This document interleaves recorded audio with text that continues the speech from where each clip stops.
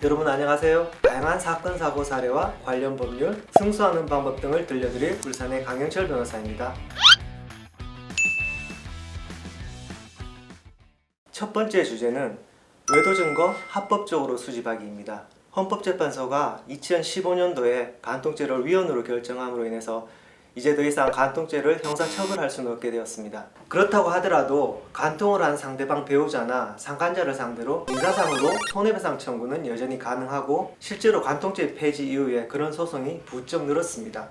인용되는 손해배상액은 외도의 기간과 정도, 부부의 혼인기간 등을 고려해서 산정을 합니다. 즉 외도한 기간이 길수록, 혼인기간이 길수록 단순 부정행위를 넘어서 성관계까지 했다면 손해배상액이 늘어나는데 적게는 300만 원에서 많게는 5천만 원까지 인정이 됩니다. 가끔씩 이제 간통죄도 없는데 간통을 해도 아무런 문제가 없겠지라고 생각하고 용감하게 외도를 하시는 분들이 있는데 형사상으로 처벌은 받지 않더라도 민사상 불법행위로 인한 손해배상 책임을 부담한다는 점을 잊지 마시기 바랍니다.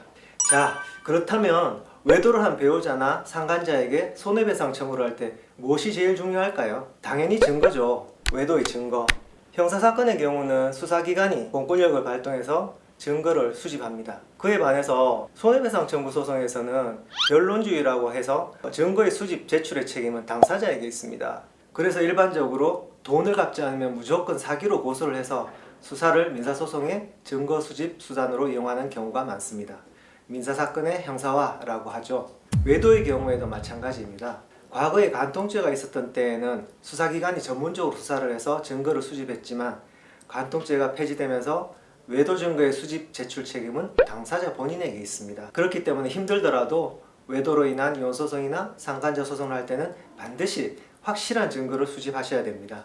그런데 증거를 수집할 때 주의할 점이 있습니다. 불법적인 방법으로 증거를 수집할 경우 오히려 형사처벌을 받거나 외도를 한 배우자나 상간자로부터 역으로 손해배상 청구를 당하는 경우가 있습니다. 다만 여기서 하나 알아두셔야 할 게 있는데요. 형사사건의 경우에는 위법수집 증거 배제 법칙이라고 해서 수사기관이 불법적인 방법으로 증거를 수집했을 경우에는 그 증거는 아예 유죄의 증거로 사용하지 못하지만은 민사소송의 경우에는 불법적인 방법으로 증거를 수집해도 그것을 일단 증거로 사용을 할 수 있다는 것입니다.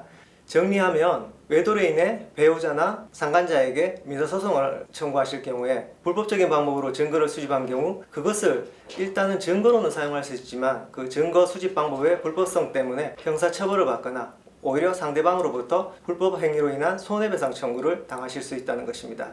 자, 이제 그럼 외도의 증거로 흔히 사용되는 증거의 종류와 그 증거를 수집할 때 주의하실 점을 알아보겠습니다. 먼저 대화녹음입니다. 배우자나 상간자와 직접 만나거나 전화통화를 하면서 상대방이 스스로 외도를 인정하는 취지의 말을 했다면 그것은 가장 유력한 외도의 증거가 되겠죠. 주의하실 점은 당사자간이 아니라 타인 간의 대화 녹음을 몰래 녹음하는 것은 통신비밀보호법상 처벌이 될 뿐만 아니라 벌금형이 없고 징역형으로만 규정되어 있어서 처벌 수위도 높다는 점입니다. 제가 말씀드린 대화 녹음은 대화 당사자 간의 녹음이라는 것을 반드시 기억하시기 바랍니다. 다음 사진이나 영상입니다.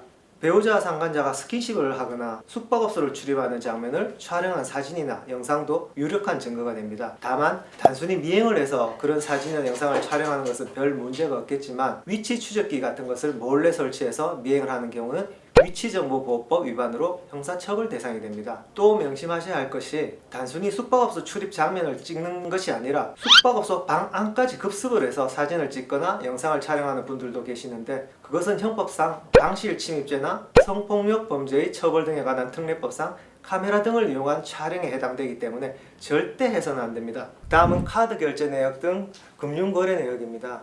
숙박업소 결제 내역이나 상간자에게 정기적으로 어떤 입금을 한 내역이 있다면 그것도 유력한 증거가 될 수 있습니다.